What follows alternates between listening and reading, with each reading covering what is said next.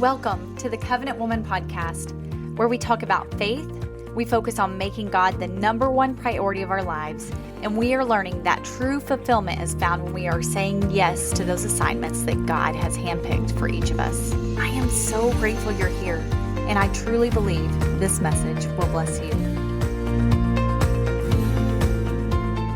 Hey guys, welcome back to the Covenant Woman podcast, where we are focusing this series on the miracle working power of God working on the inside of you. And I am so excited to have my friend here with us today.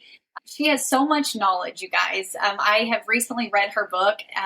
You guys are going to love her and going to learn so much. And so I'm so excited to introduce to you guys my friend, Caitlin Childs. Caitlin, thank you so much for being here today. Thank you for having me. I'm excited. You're welcome. I know you had to move some stuff around and, make things work, but I appreciate so much that you're here. And I'm just so excited for you to share today. So I've got to say, and I don't think I've ever even told you this, but when the Lord first told me to open up my TikTok shop earlier this year, you were the one face that kept coming across my newsfeed constantly. I guess just the way that the algorithm works. Yeah. And, you were sitting in your car and making your videos. And every single time I was just captivated by everything that you were saying. And I'm sure other people have told you this, but it's not just what you were saying, but it's how you deliver the message and what you're saying. And you're so bold, but yet so calm at the same time when you're sharing your messages, and it just captivated me. So anyways, I just so admire what you're doing, the way that you're getting the message, God's message out there to everyone. But you still show up as yourself. And I just think that's so cool. And other people need to know about you, and they need to see how you're doing this. And I'm just so excited for people to learn from you. So can you start off by just telling us a little bit about yourself? Yes. So as she said, my name's Caitlin Childs. I am a wife. I'm a mom of two little children. I have a 7-year-old son and a 3-year-old daughter. And I'm basically a stay-at-home mom right now, other than just deepening my relationship with God and Him asking me to do a few assignments to share that message. That's basically my job, I guess you could call it, even though it doesn't feel like a job. It just feels like it's just what I'm doing in life. But I've really enjoyed the journey, and I really appreciate you saying that about how you felt the messages were coming across. It's just nice to hear that it's being communicated correctly. So I really appreciate that. It's the truth, and it is definitely being communicated correctly. And I know that anyone else who's watching you, I know that they're thinking the same thing. You're just, the way that you share the messages, it's straight from the heart. It's like, you don't feel like you have to be like perfectly polished and put together. You just get on there and share from your heart. And I think that it's so relatable, and especially relatable to people like me. We've seen each other on TikTok, and I've seen you grow, but then, we're still just regular people. And right. You're just so humble in the way that you do everything. I love that so much. I appreciate that. You are welcome. I know that God's also working on some other things through you, but can you tell us a little bit about your book? Because I think that everybody should read this book. I told you that I'm pretty developed in my faith, and that I was learning. I probably highlighted more in this book than I've ever highlighted in any book. So I think that anybody can benefit from this. But I was telling you, I think especially the new believer, somebody who's starting that walk with God, that I would love for you to just share about your book, kind of how this came to be, and just kind of in your own words, who you think this would be best suited for. Yeah. So I had always wanted to write a book. I always wanted to be an author. I thought it was a cool idea, but there was a part of me that was like, oh, that's too big for me to do. That would be nice, but like maybe later on when I'm like 50 and, have some life experience. So God just kind of told me, after I had been on TikTok for about a year, God told me, okay, now I want you to take everything that you've learned so far and write it in a book. And I got to where I was really overanalyzing it, trying to make it perfect, trying to make sure the messages were good and all of this stuff. And He said, I'm not asking you to paint a masterpiece. I'm asking you to just share what you learned. Just record and document what I've done so far. And so I did that, and it was just like the Holy Spirit just kind of took over and just was speaking through me about the things that he had done in my life. And so it feels more like something that I got to play a part of than something that I did. But it was really, really cool to see how he used that and how it's grown. So basically, it was just me documenting how I went from a religious mindset to a relationship mindset. It was I've been raised in church my whole life. I was not a stranger to Jesus. I was not a stranger to the Bible. I was raised in religion. And so I had this mental understanding, but I never had the heart knowledge. And so when he encountered me in 2020, then it was like, wait a minute, wait a minute, wait a minute. You mean there's more?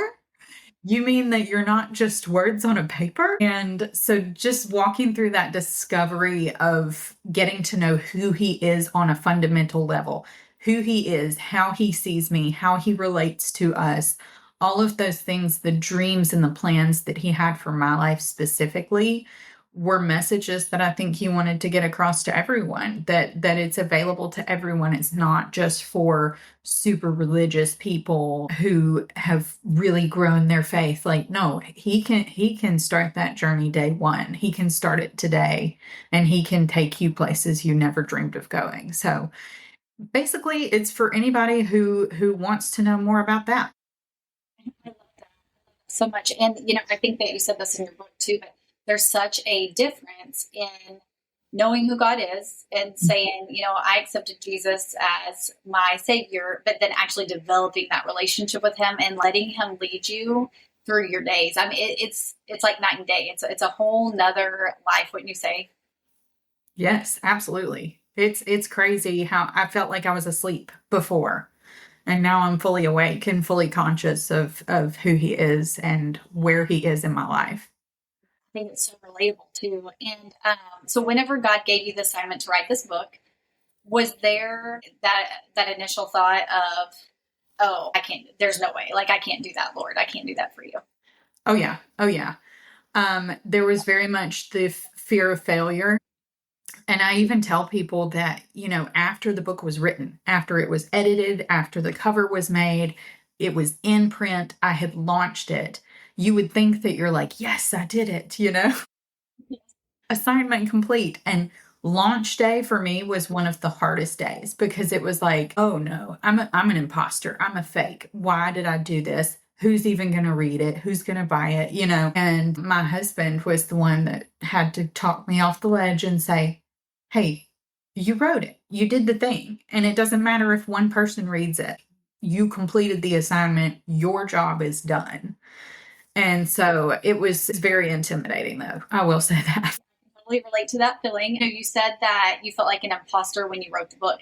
And in your book, I don't want to give too much away about your book, but in your book, you also said, I believe whenever you were about to do a speaking engagement, maybe for the first time, you felt that imposter syndrome, like, who am I to be up here? Can you speak to maybe like if you had a piece of advice to give somebody who's stepping into their God-given calling and they feel like, oh no, I'm not worthy of this, or who am I to be doing this whenever I'm just this person? Do you have any words of advice for that woman who's stepping into that calling, but she feels unworthy at the same time? I think we all feel unworthy because we're not worthy without him. His sacrifice is what makes us worthy because it turns us into a new creation and wipes us clean of all of the things that made us not worthy. It just removes all of that. And so I think when you have an understanding of, okay, he did this for me. He has put me in a position where I'm now a daughter. I'm no longer an orphan living on the street. I have been adopted and I need to start acting like it. It's kind of like Little Orphan Annie, where it's like you've been adopted now. So this new world that you're stepping into, it feels unfamiliar. It feels very much so like totally polar opposite of where you used to be. but that's because he wants to enrich your life. He wants to take you places that you wouldn't have been able to go on your own. And so I think it's just something that we mentally have to step into. And we mentally have to renew our minds every single day and say, I am a daughter. I am not an orphan. He gave this to me. He thinks I am worthy. So his opinion is the only one that matters. I'm living my life for an audience of one. And that can be really, really difficult to do, but it's necessary, I think, if we're truly going to walk out our calling. Yeah, I think that's such solid advice. And like you said, it's for him. He's the one that gave you the talent, the gift, the skill, whatever it is. And he's the one that's paved the way and opened up that path for you to step into that thing that he's calling you into. So I think that's great advice. I know for me, he told me at the beginning of the year, he said, Shay, it's not about you. It's about the people I can touch through you. And I think just keeping that in mind, hear that and say yes and to walk into that complete obedience. But it makes such a big difference when you realize, oh, it's really not about me. I'm just doing what the Lord's told me to do, but it's him, that the one that's doing the performing. He's the one that's touching the lives of others. It's really not about me. So that's helped me at times. Absolutely. So you talk a lot about the way that God talks to you, and the way that you explain things. Whenever I was reading your book, it's like I could see everything. It made it so visual for me because I'm a very visual person. And so somebody can explain something to me and I can't see it. But the way that you wrote this book, it's like I could see everything. And it put me right there in those visions that God was giving you, which I think is so cool. But you talk also about basically you have to have ears to hear God. Mm-hmm. And you can only do that through developing that relationship with Him. And we do that through the knowledge that we gain through strengthening our faith. And the Bible tells us we can do that through the Word of God. So do you have a specific routine that you stick to daily, your quality time with God? Or does that look different every day for you? Can you tell us a little bit about that? I've definitely had to learn that routines may not be achievable right now in this season of life. I have two young kids, and so if I'm like, okay, I'm going to have my quiet time in the morning and I'm going to do this and this and this, they're going to interrupt that at some point. So you have to kind of be adaptable. And I have found that if you're living in the mindset of, okay, I'm going to give God this portion of my day, then you're going to get frustrated when this portion gets interrupted. But if you live that lifestyle of pray without ceasing, right, where it's a constant conversation and you're sitting there changing diapers going, God, we got to do something about her diet because this is really just having that dialogue throughout the day.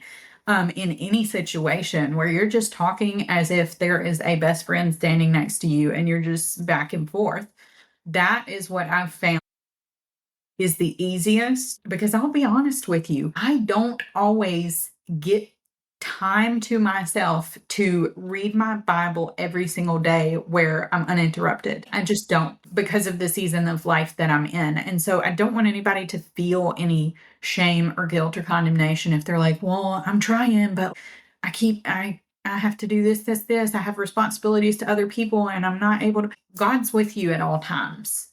He's with you at work. He's with you at school. He's with you anywhere and everywhere. So just including him, it doesn't even have to be out loud. Just in your mind, you're thinking thoughts that you're sending up to him as you're going throughout your day, just having that posture of, I'm going to do life with him rather than I'm going to set aside a portion of my day for him, if that makes sense.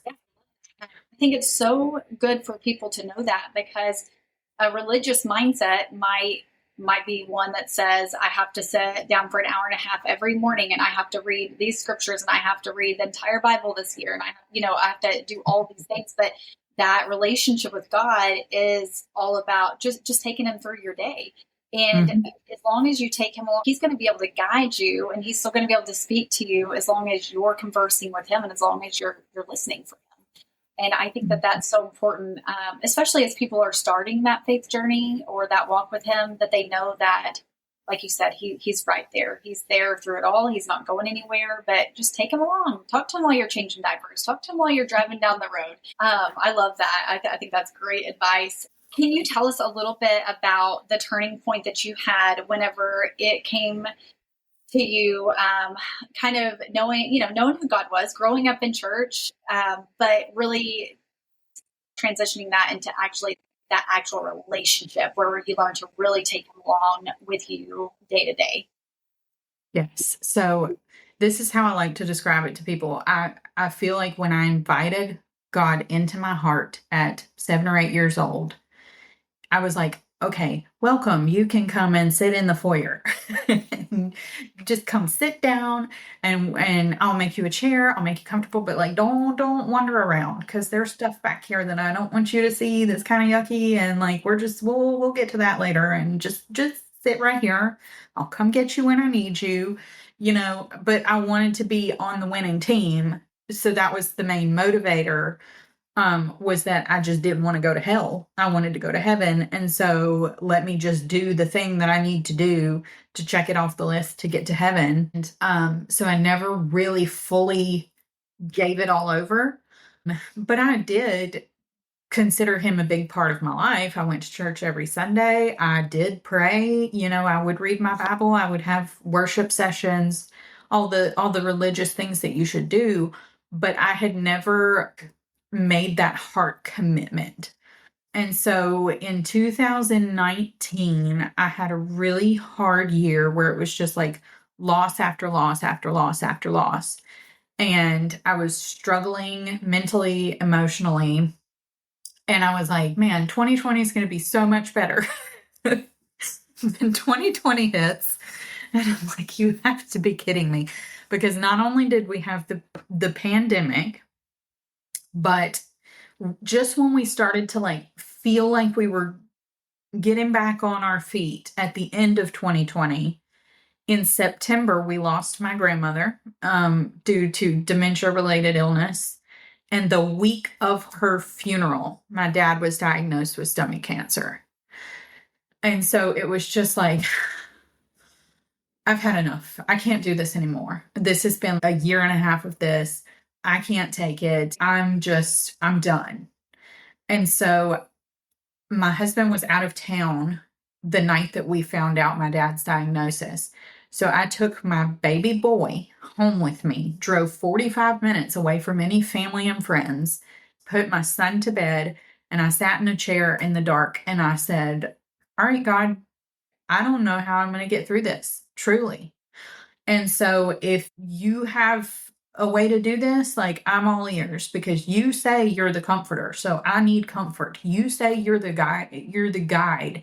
I need guidance. So if you're going to show up, now's the time to do it. And I've learned that when you're just in that place where you're just like, I can't do this anymore, that's when he shows up. Because when you're asking him, you release him into your situation. He's sitting there. This is the thing that people don't understand about God. They think that because he's sovereign, that he's just going to swoop in and do whatever he wants to do whenever he wants to do it.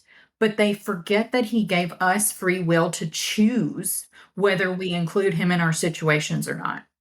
And so I had not been including him, right? I had been praying, I had been saying, fix it and all of this, but I had not been inviting him to sit with me in it. And so when I prayed that prayer, what I did was I released him because he's up there sitting on pins and needles, like, say the word, baby girl, and I'm on my way. But you just got to say it. You just have to invite me because I'm not going to barge my way in your house. But as soon as you speak it, as soon as you ask, boom, he's there.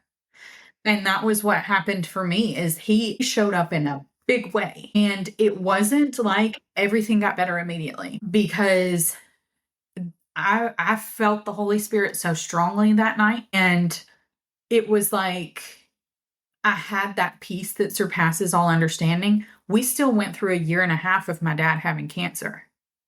we still went through all the surgeries. We still went through all the chemo. We still went through all of the scans and this, that, and the other. And it wasn't until April 1st of 2022 that my dad was miraculously healed and hasn't had a bit of cancer since that day.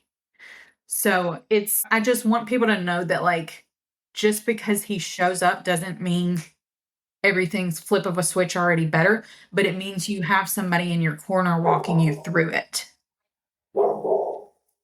I just feel like that it's always in the midst of this really hard season where that's the turning point for people. Whenever they learn to actually cry out to God and just kind of lay it out there, that's when we see him show up in the biggest way, and usually in a way that we haven't seen him yet. It's like we've put all this energy into trying to control something or trying to figure something out, and then you just get to the point where, like you said, like, I can't do it anymore. I'm completely done. And that's when he's like, good, now I can do some work. Now right. You're going to allow me in to do something. It's so important, I think, for people to know that too. It is in the midst of those hard seasons where it looks like you could just give up, and you can, and you don't have to cry out to God, but that is such an opportunity to say, Lord, I relinquish all control.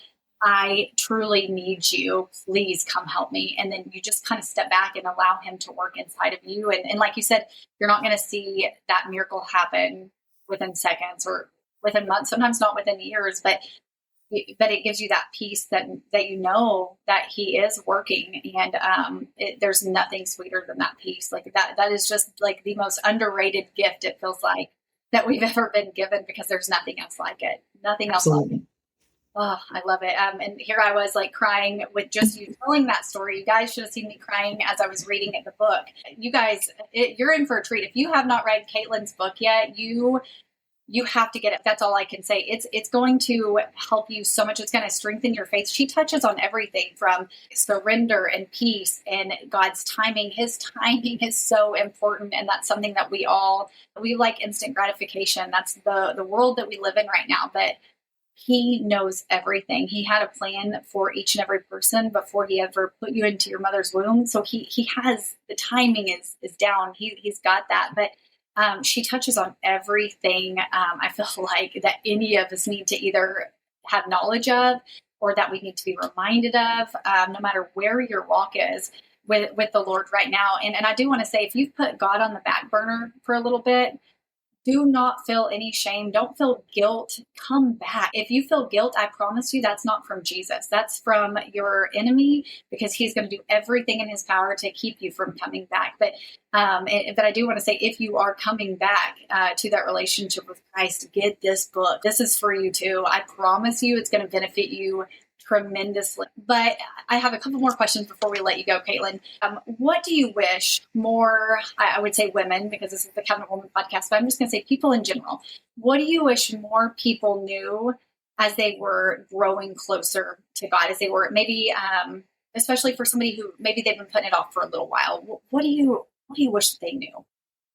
I just wish that people knew that you didn't have to have all your ducks in a row before you come to him.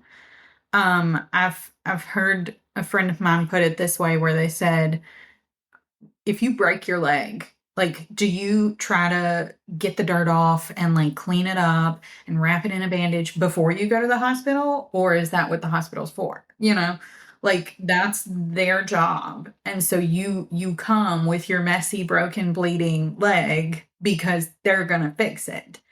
And so I just feel like so many people are like, well, I got to quit smoking. I got to quit drinking. I got to quit living with my boyfriend before God will talk to me. And it's like, you've been lied to, sis. Like, you've been lied to. And if they would just give him a chance.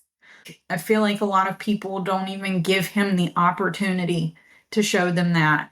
And all he needs is one shot. That's it. Just give him one shot to just come in. And he doesn't bring shame with him when he comes. And that's what I think a lot of people expect, is that he's going to tell them how dirty and awful they are and everything that they need to do. Here's your laundry list of things to work on before we meet again next time. And he's not like that at all. And I'll share a personal story of how I learned this. because it was kind of drilled into my head in, in church growing up that you think of others, think of others, think of others, think of others.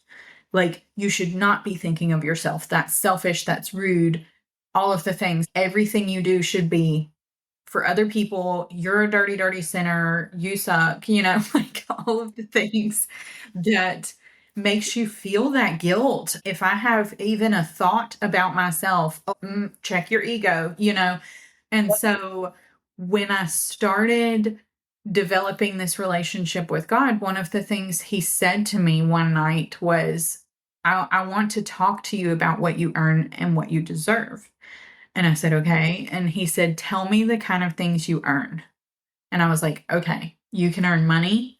You can earn people's trust. You can earn people's respect.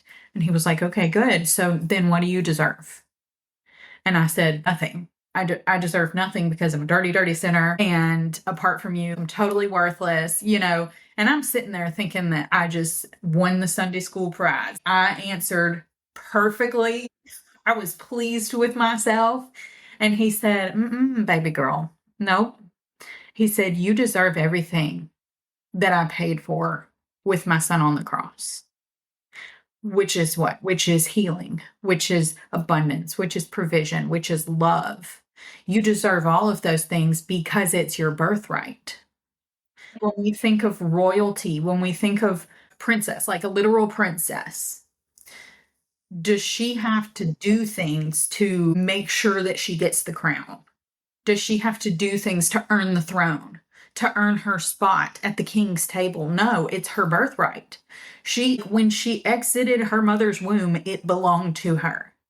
And so when you are reborn in Christ, when you have said, I accept your sacrifice, I accept your offer to adopt me, boom, it's yours. Everything, every last bit of it. And there's nothing that we have to do to earn it. And if we can get that through our heads, and if we can actually latch on to that, your whole life will change. Your whole world, the way that you perceive reality will completely change.